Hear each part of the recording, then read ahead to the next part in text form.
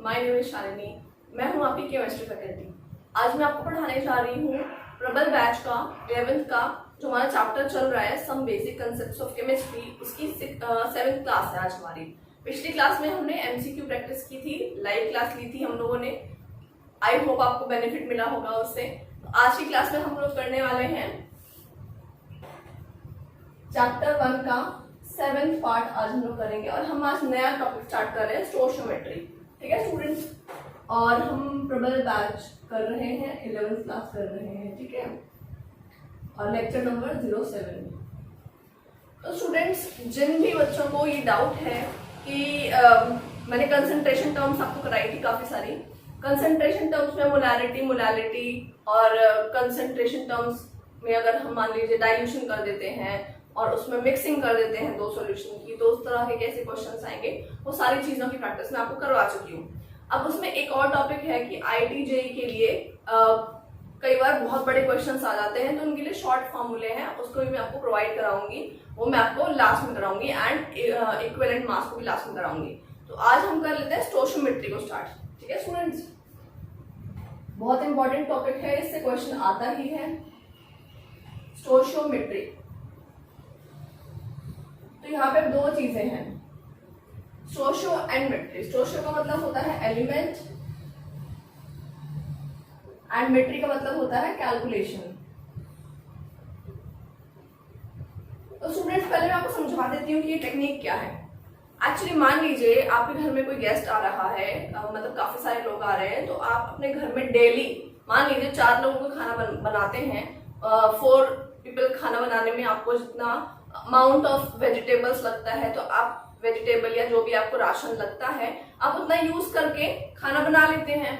But मान लीजिए आपके घर में गेस्ट आने वाले हैं 12, ठीक है, 12 लोग और आएंगे, तो उनके लिए आपको खाना जो आप 4 लोगों का बनाते हैं अपने घर में डेली, उसके अलावा 12 लोगों का खाना और बनाना है। तो आप कैसे बनाओगे? क्या आप ऐसे बनाओगे? दोबारा 4 लोगों का खाना बनाया, फिर 4 का बनाया, फिर 4 का बनाया? क्या ऐसे बनाने वाले हो? नहीं ना, हम बनाते हैं अप्रोक्सीमेशन की बेसिस पे, है ना।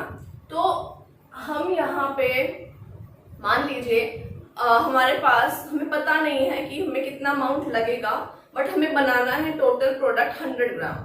ठीक है, अब 100 ग्राम प्रोडक्ट्स बनाने के लिए कौन सा रिएक्टेंट कितना चाहिए? अगर 3 या 4 तरह के रिएक्टेंट हैं तो उनका कितना अमाउंट चाहिएगा कि एग्जैक्ट 100 ग्राम बन जाए और वेस्टेज भी ना हो। ठीक है स्टूडेंट्स, तो यहाँ पे हम बिना लैबोरेटरी में जाए, बिना केमिकल्स को यूज करें, बाय कैलकुलेशन ओनली ये फाइंड आउट कर लेते हैं अगर कि क्या बनेगा। ठीक है, क्या कितना बनेगा, कितना अमाउंट बनेगा, उसको हम कैलकुलेट कर लें, सो दैट वेस्टेज ना हो हमारे पास, जितना हमें चाहिए था उतना ही अमाउंट हमारे पास आए। उसको हम कहते हैं स्टोशियोमेट्री। तो स्टूडेंट्स, स्टोशियोमेट्री जो है वो एक्चुअली बहुत ही इजी तरीका है फाइंड आउट करने का, एंड इससे इजी तरीका हो ही नहीं सकता, क्योंकि हम इसमें 3-4 तरह के पैरामीटर्स को इंटरमिक्स करके भी कैलकुलेशंस कर सकते हैं। तो अगर आप इसको समझेंगे ध्यान से तो आपको बहुत इजी लगने वाला है, बहुत इंटरेस्टिंग लगने वाला है। मैं यहाँ आपको यूनिटरी मेथड कराऊंगी एंड आपको जो बुक्स में आंसर मिलता है, सॉल्यूशन मिलता है, तो आई गारंटी 11th के जो स्टूडेंट्स मेरी क्लास को अटेंड कर रहे हैं रेगुलरली, या जो 12th के भी अटेंड कर रहे हैं, उन बच्चों में से 10% बच्चों को ये स्टोशियोमेट्री समझ में आई होगी, 90% बच्चों को स्टोशियोमेट्री समझ में नहीं आई होगी। एंड मैं आपसे उम्मीद करूंगी कि ये क्लासेस को रेगुलरली देखने के बाद में जो मैं आपको स्टोशियोमेट्री पढ़ाऊंगी, आपके बहुत सारे डाउट्स क्लियर हो जाएंगे एंड आप स्टोशियोमेट्री क्वेश्चंस करना स्टार्ट कर दोगे। ये मेरी तरफ से प्रॉमिस है। चलिए स्टूडेंट, स्टार्टिंग से इसको समझना शुरू करते हैं। तो स्टोशियोमेट्री में मैं सबसे पहले आपको एक एग्जाम्पल से समझाती हूँ कि क्या होने वाला है। सपोज हमारे पास रिएक्टेंट है मीथेन एंड ऑक्सीजन रिएक्ट करेंगे, मतलब बर्न करेंगे। मीथेन जो है वो बर्न होगी ऑक्सीजन के प्रेजेंस में। ठीक है, methane is a gas, oxygen is also a gas. इससे बनेगा क्या? इससे बनेगा CO2 बनेगा एंड वाटर बनेगा। ठीक है, ये भी वाटर जो है और CO2 जो है हम गैसेस फॉर्म में बनने वाले हैं। तो स्टूडेंट्स, इस इक्वेशन में आप ये समझ लीजिए कि ये जो इक्वेशन है वो बहुत ही ज्यादा सिंपल इक्वेशन है। ठीक है, अब इसको बैलेंस कर लेते हैं। बैलेंस करेंगे आप तो आपको पता लग जाएगा, ठीक है, कि क्या अमाउंट रहना चाहिए, ठीक है। Is it balance now? No, यहाँ पे 2 लगा देते हैं, अब बैलेंस हो गई है, ठीक है। अभी बैलेंस इक्वेशन है ना। अब मुझे ये फाइंड करना है कि अब मैं यहाँ पे 3-4 चीजों का सम अप करने वाली हूँ। पहली बात नंबर ऑफ मोल्स, दूसरी बात वॉल्यूम, तीसरी बात मॉलिक्यूल्स और चौथी बात अमाउंट ग्राम में मास। हम इन चारों चीजों को यहाँ पे समझ लेंगे इस इक्वेशन से। तो स्टूडेंट्स एक बात ध्यान दीजिए, कितना मोल यूज हो रहा है किसी भी रिएक्शन में, जो रिएक्टेंट के आगे अमाउंट लिखा होता है वो उसका नंबर ऑफ मोल्स होता है। तो यहाँ पे नंबर ऑफ मोल्स 1 है, तो इसका मतलब 1 मोल CH4 रिएक्ट विद कितने moles oxygen? 2 mole oxygen to form क्या फॉर्म करेगा? कितने मोल्स CO2? 1 मोल CO2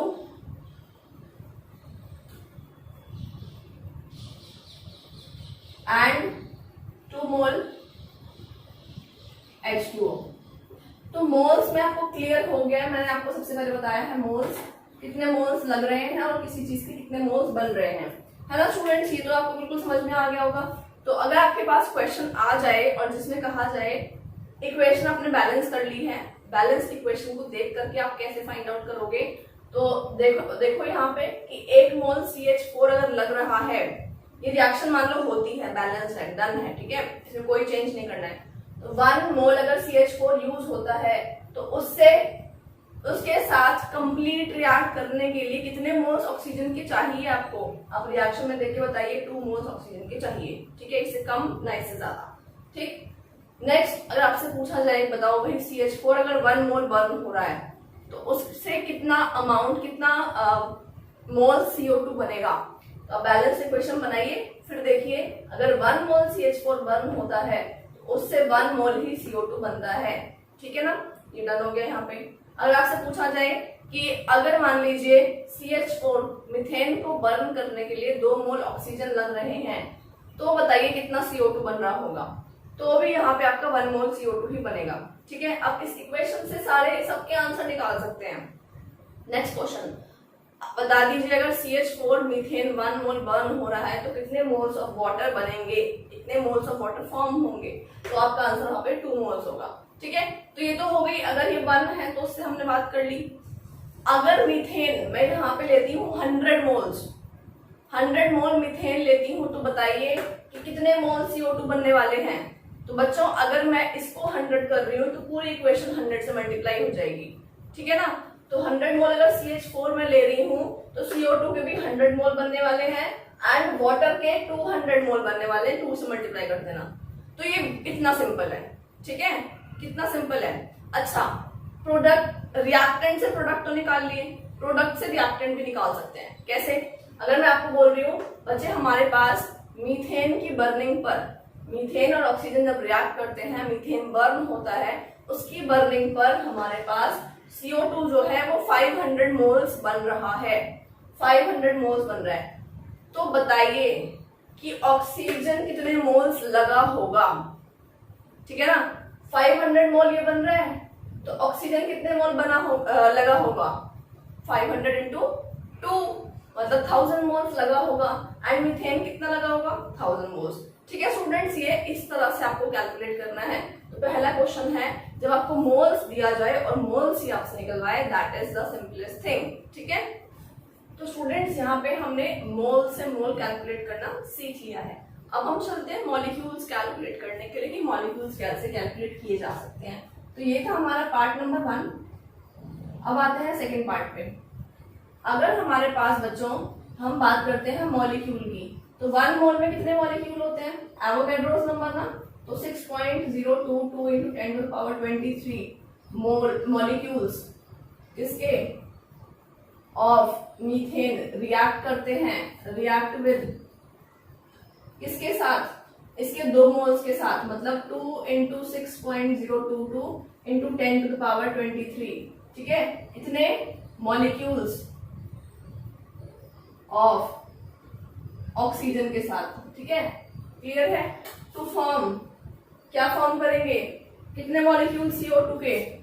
6.022 इंटू 10⁻23 इतने मॉलिक्यूल किसके, CO2 के, ठीक है, ये फॉर्म होंगे। एंड साथ में क्या फॉर्म होने वाला है, 2 इंटू एवोगैड्रोस नंबर इतने मॉलिक्यूल्स ऑफ H2O। ठीक है स्टूडेंट्स, तो ये बहुत सिंपल सी बात हो गई आपके सामने, है ना। मतलब कि अगर इतने 6.022 इंटू 10⁻23 इतने मॉलिक्यूल्स रिएक्ट करते हैं, बर्न होते हैं CH4 के, तो यहाँ पे कितना ऑक्सीजन बने चाहिए होता है, ऑक्सीजन के उससे डबल मॉलिक्यूल्स चाहिए होते हैं, है ना। और अगर कितना मोल्स मॉलिक्यूल जो है CO2 को बनेगा, जितना हमने CH4 लिया उतने ही मॉलिक्यूल CO2 के बनने वाले हैं। एंड कितना वाटर बनेगा, डबल मॉलिक्यूल्स। ठीक है, ये तो क्लियर हो गया आपको। तो अगर मैं इसको इतना बड़ा वैल्यू ना लूं, मैं 1 लेना चाहूं इसको, तो अगर मैं ऐसा भी लिख सकती हूँ कि एक मॉलिक्यूल 1 मॉलिक्यूल CH4 के लिए 2 मॉलिक्यूल O2 चाहिए होता है, 2 मॉलिक्यूल ऑक्सीजन चाहिए होता है, जिससे 1 मॉलिक्यूल CO2 बनता है एंड 2 मॉलिक्यूल H2O बनता है। ठीक है ना। तो this is the basic thing. Molecule में अगर आप निकालोगे तो सिंपलेस्ट यही है। मतलब भाई सिंपल सी बात है ना, 6.022 इंटू 10⁻23 इतने मॉलिक्यूल्स के लिए इसके डबल मॉलिक्यूल चाहिए, तो मतलब 1 मॉलिक्यूल के लिए 2 मॉलिक्यूल चाहिए, है ना। तो जो हमने यहाँ नंबर लिखा है वही तो नंबर आगे लिखा हुआ है, वही तो मोल्स वाला नंबर हो गया। तो मॉलिक्यूल में भी हम उसी को लेकर के कैलकुलेशन कर सकते हैं। ठीक है स्टूडेंट्स, तो हमने सबसे पहले मोल्स निकालना सीखा, फिर हमने मॉलिक्यूल की बात करना सीख लिया। अब थर्ड चलते हैं, हम बात करते हैं यहाँ पे तो यहाँ पे ऐसे क्वेश्चन भी बन सकता है आपका। कैसा क्वेश्चन बन सकता है कि बताइए अगर 100 मॉलिक्यूल आप CH4 के लेते हैं तो कितने मॉलिक्यूल CO2 के बनते हैं। आप यहाँ 100 लेंगे तो यहाँ भी 100 बनेगा, आप यहाँ 100 ले रहे हैं तो यहाँ 200 मॉलिक्यूल H2O के बनने वाले हैं। ठीक है स्टूडेंट्स, तो आई होप आपको क्लियर हो गया होगा कि बहुत सिंपल थिंग है ये। ठीक, अब हम चलते हैं कैलकुलेट करने के लिए कि वॉल्यूम की बात कर लेते हैं कि वॉल्यूम कितना लगने वाला है। ठीक है बच्चों, यहाँ पे जब हम वॉल्यूम की बात करेंगे तो 1 मोल में कितना वॉल्यूम होता है किसी भी गैस का, ये आप पढ़ के आ चुके हो, तो होता है 22.4 लीटर, है ना। 22.4 litre volume of CH4 burn in presence of, कितना वॉल्यूम यहाँ पे लगेगा, डबल, मतलब कि 44.8 लीटर ऑफ ऑक्सीजन की प्रेजेंस में वो बर्न होगा। एंड उससे क्या बनने वाला है, उससे बनने वाला है बच्चों 22.4 लीटर CO2 बनने वाला है एंड उसका डबल 2 टाइम्स 44.8 लीटर H2O बनने वाला है। क्लियर है। मतलब कि अगर हमारे पास, देखो आपने ये सीखा था कि 1 मोल किसी भी गैस का, ठीक है, अंडर NTP और STP कंडीशंस अगर आपको मेंशन है क्वेश्चन में और वो मेंशन होंगी, ठीक है, तो 1 मोल अगर कोई चीज, कोई गैस है तो वो कितना वॉल्यूम ऑक्यूपाई कर रही होगी, 22.4 लीटर्स अंडर स्टैंडर्ड या नॉर्मल टेम्परेचर प्रेशर। ठीक है स्टूडेंट्स, तो यहाँ पे 22.4 जो है उसको लेकर के आप कैलकुलेशन कर सकते हो। तो इसका मतलब अगर मैं कहती हूँ कि 22.4 लीटर हम लोग यूज कर रहे हैं CH4 को, तो बताइए कितना लीटर CO2 बन रहा होगा, है ना। उतना ही बन रहा होगा, उतने लीटर्स, क्योंकि आपको पता है जितना ये चाहिए होता है उतना ही ये बनता है ना। अगर आपसे कहा जाए कि बताइए कि CH4 जो है उसका 44.8 लीटर हम यूज कर रहे हैं, तो बताइए CO2 कितना बन रहा होगा। जब इसको डबल कर दोगे तो ये भी डबल हो जाएगा, इसको डबल कर रहे हो तो पूरी रिएक्शन डबल हो जाएगी। ठीक है, तो ऐसे क्वेश्चन को सॉल्व करने से पहले सिंपल दिमाग लगा के देखना है कि कितना इजी हो रहा है। ठीक है बच्चों, चलिए आगे पे चलते हैं। अब चलते हैं फोर्थ पार्ट पे। तो हमने फर्स्ट मोल पढ़ा, सेकंड मॉलिक्यूल पढ़ा, थर्ड हमने पढ़ा वॉल्यूम के बारे में, एंड फोर्थ हम लोग पढ़ रहे हैं अमाउंट के बारे में, मास के बारे में।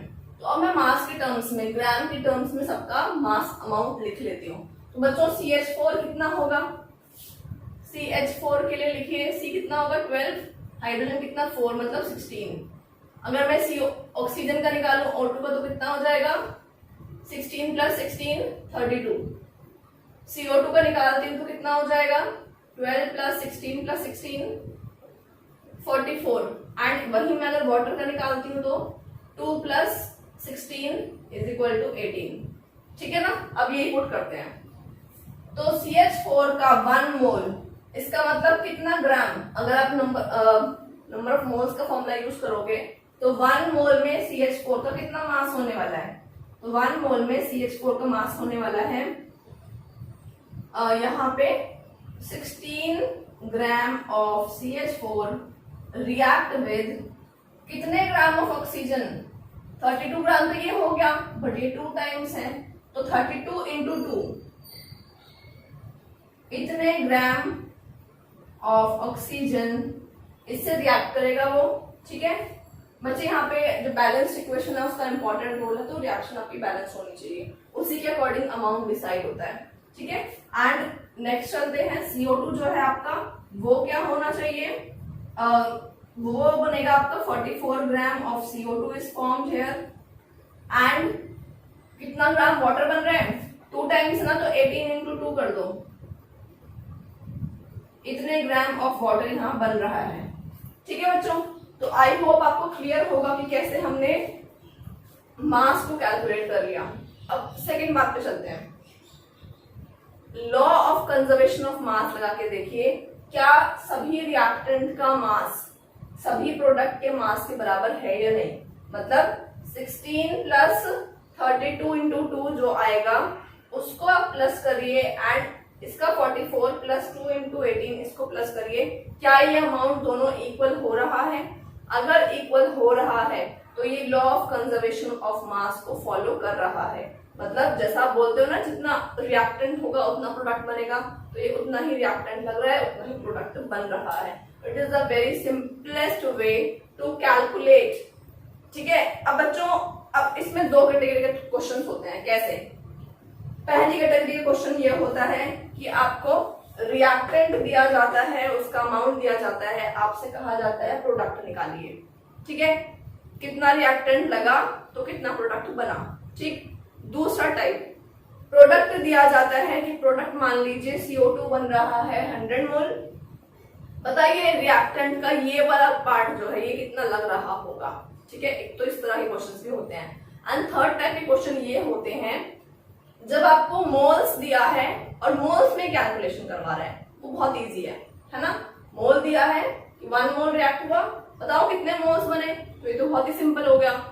बट अगर मोल्स दे दिया और वॉल्यूम निकलवाने लगा, या मॉलिक्यूल्स दे दिया और वॉल्यूम निकलवाने लगा, या फिर अमाउंट ऑफ मास निकलवाने लगा, तो आपको वहां पे इन चीजों को मिक्स करना पड़ जाता है। ठीक है, कैलकुलेशन के लिए वो भी मैं समझाऊंगी बहुत इजी वे में, तो वो थोड़े से आपके थोड़ा सा लेवल उसका बढ़ जाता है, क्योंकि कई बच्चे उसको सॉल्व नहीं कर पाते हैं। सिंपल होता है तो मोल्स पूछा है, मोल्स निकालने हो जाता है। मॉलिक्यूल पूछा है, मॉलिक्यूल निकालना है, ये भी हो जाएगा। वॉल्यूम से वॉल्यूम भी निकाल लोगे, ग्राम से ग्राम में निकाल लोगे। बट जहां आपको ग्राम दे दिया और मोल्स निकलवा लिया, वहां बच्चे हो जाते हैं कंफ्यूज। तो मैं उसके लिए भी आपको बहुत सिंपल मेथड बताने वाली हूँ। ठीक है बच्चों, तो चलिए चलते हैं हम लोग कैलकुलेशन में। अब मैं आपको क्वेश्चंस कराऊंगी बहुत सारे।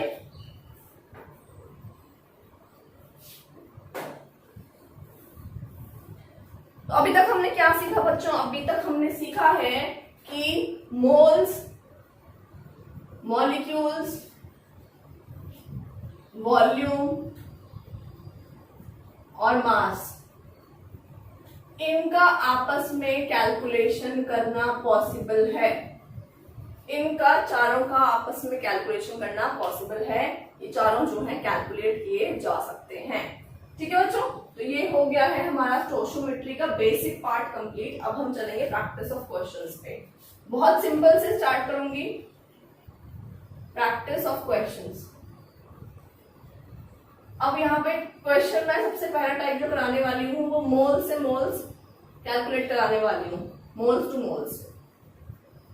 ठीक है, मतलब मोल्स की दूंगी क्वेश्चन में और मोल्स की कैलकुलेट करवाऊंगी, फिर इसी तरह से सबका कैलकुलेट करवाऊंगी और फिर इंटरमिक्सिंग वाले क्वेश्चन स्टार्ट करने वाली हूँ। सबसे पहले मोल्स की बात करते हैं। Question number 1, if 5 moles of methane completely burns in presence of oxygen. Calculate the moles of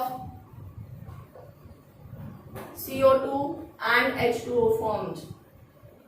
पहला क्वेश्चन है ये कि अगर 5 मोल्स जो हैं उसके CH4 के यूज किए जा रहे हैं, बर्न किए जा रहे हैं, तो बताइए CO2 या H2O कितना बन रहा होगा। बट यहाँ पे एक चीज और दी हुई है, क्या दी है? 5 mole of CH4 is completely burn in presence of O2। मतलब जितना ऑक्सीजन चाहिए कंप्लीटली बर्न करने के लिए उतना हमने दे दिया है, उतना सफिशिएंटली हमने दे दिया है। ठीक है, ये बात बोली है इसने क्वेश्चन में। अब आंसर निकालते हैं। सबसे पहला स्टेप होता है इक्वेशन बनाने वाला। ठीक है, आपको इक्वेशन बनानी है। सबसे पहला स्टेप, बेसिक स्टेप, इक्वेशन बनाइए, उसको बैलेंस करिए, उसके बाद में कुछ और करना है। ठीक है, तो फिर उसके बाद देखेंगे कि मोल्स दिया है, क्या दिया उन्होंने। इक्वेशन क्या बनेगी बच्चों? मीथेन, ठीक है, बर्न हो रही है किसके साथ? ऑक्सीजन के साथ। क्या बन रहा है? CO2 and H2O। मैं आपको यहाँ पे एक चीज क्लियर कर देती हूँ, मीथेन इज अ फ्यूल, है ना। मीथेन क्या है? एक फ्यूल है, एक गैस है, मीथेन गैस। मीथेन गैस जो है बच्चों, मीथेन गैस का फॉर्मूला क्या है? CH4, hydrocarbon. मतलब ऑर्गेनिक में पढ़ा होगा आपने क्लास 10th में। जो भी हाइड्रोकार्बन होता है, मतलब जैसे ये CH4 है, तो ये अगर हाइड्रोकार्बन है बच्चों, तो हाइड्रोकार्बन जब भी हाइड्रोकार्बन बर्न होता है तो हमेशा CO2 एंड H2O ही देता है। CO2 एंड H2O ही देगा ऑन कंप्लीट कंबशन। ठीक है, ऑन कंप्लीट कंबशन।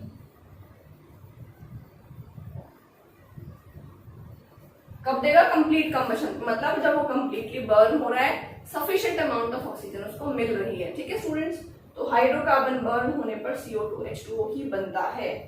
दूसरी बात, अगर कंप्लीट कंबशन नहीं होता है तो प्रोडक्ट चेंज हो जाते हैं, तो वहां बन जाता है कार्बन मोनोऑक्साइड, क्योंकि वहां ऑक्सीजन की कमी रहती है, तो CO2 की जगह CO बन जाता है, तो रिएक्शन की बैलेंसिंग अलग तरीके से होगी।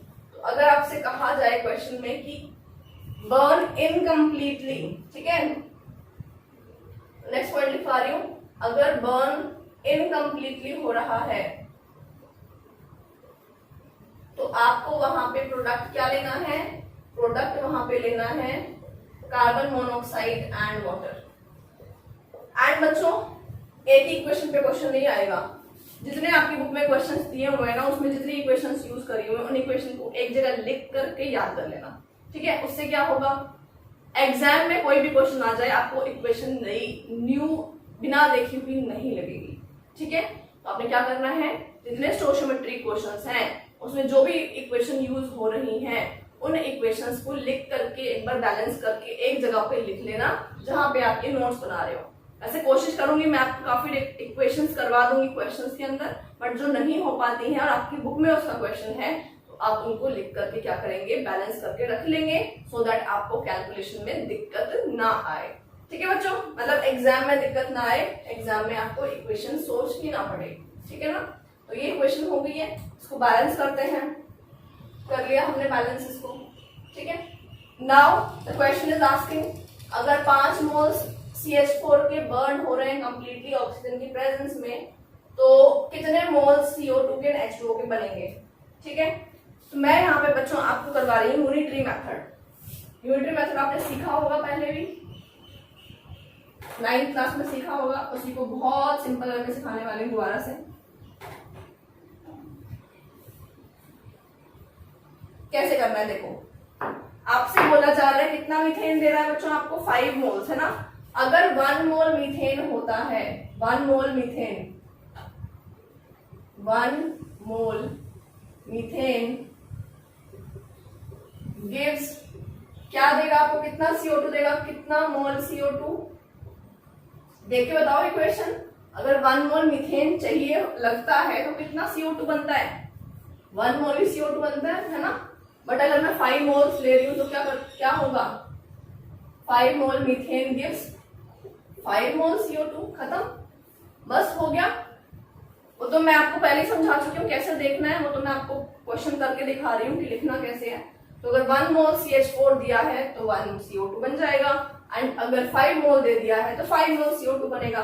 इसी तरह से बात करते हैं वाटर की। तो 1 मोल CH4 गिव्स डैश मोल H2O। कितने वाटर देगा, ये इक्वेशन देख करके पहली स्टेटमेंट लिखनी है। तो 1 मोल CH4 से बच्चे कितने मोल्स वाटर के बन रहे हैं?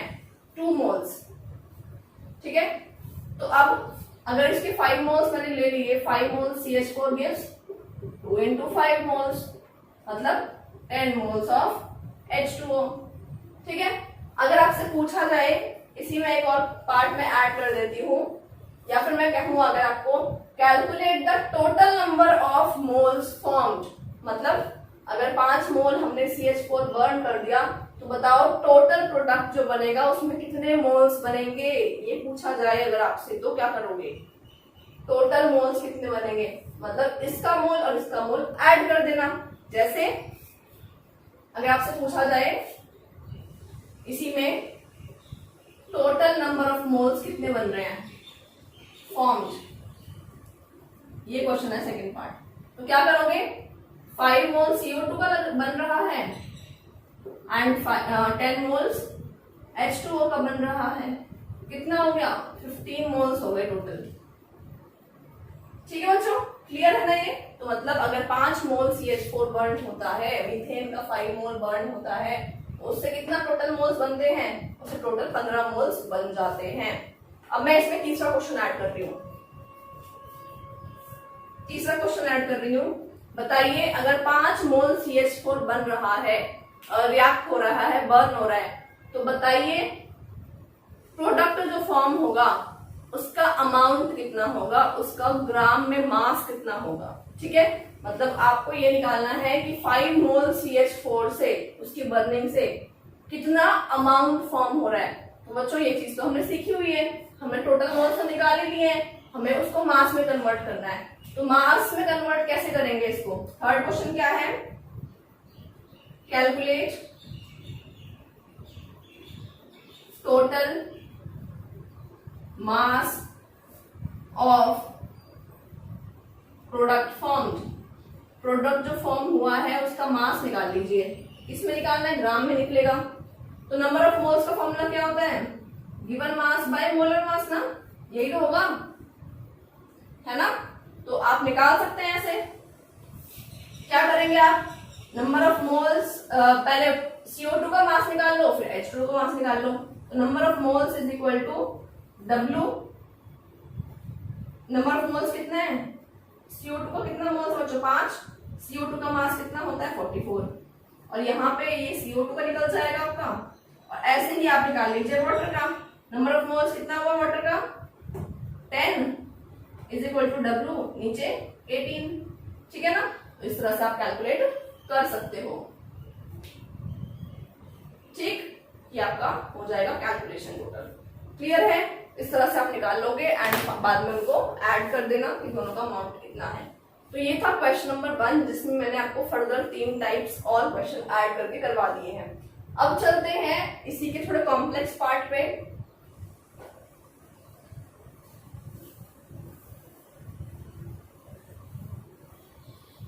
अब मैं इसी प्रोडक्ट देकर के आपसे रिएक्टर निकलवाने की कोशिश करती हूँ कि कैसे आप निकालेंगे।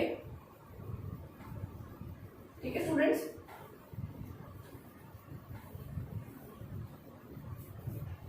निकालिए। क्वेश्चन है आपका question number 2, calculate the total number of moles formed when 100 moles of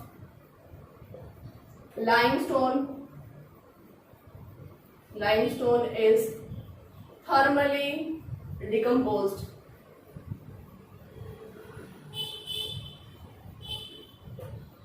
calculate the total number of moles formed when 100 moles of limestone is thermally decomposed. मतलब कि अगर थर्मल डिकम्पोजिशन हम करवा रहे हैं, थर्मल डिकम्पोजिशन क्या होता है वो भी लाइमस्टोन का।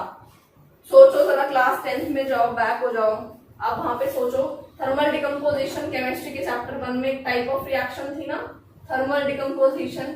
किसका करना है? लाइमस्टोन का करना है। लाइमस्टोन का फॉर्मूला क्या होता है? सोचो, किसको बोलते हैं लाइमस्टोन? कैल्शियम कार्बोनेट को।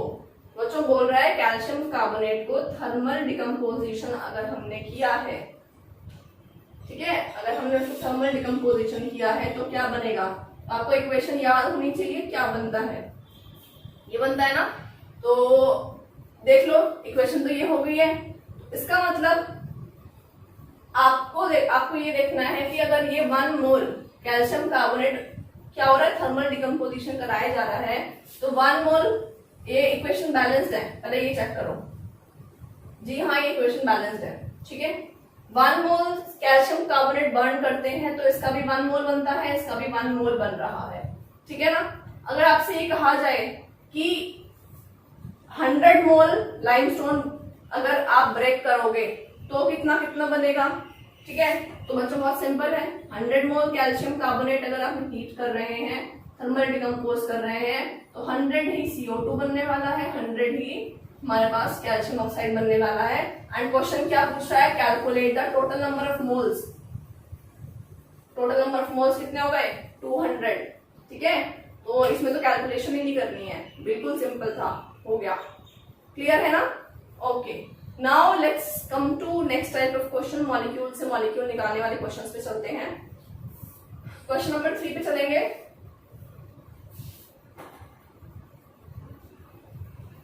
अलग से हेडिंग डाल देते हैं। ये था टाइप 1, टाइप 2,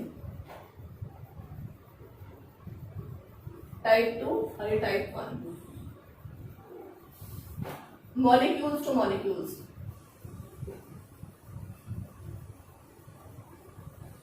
ठीक है, मॉलिक्यूल्स टू मॉलिक्यूल्स। क्वेश्चन है आपका question number 3, calculate total number of molecules of residue formed when 500 molecules of calcium carbonate is thermally decomposed।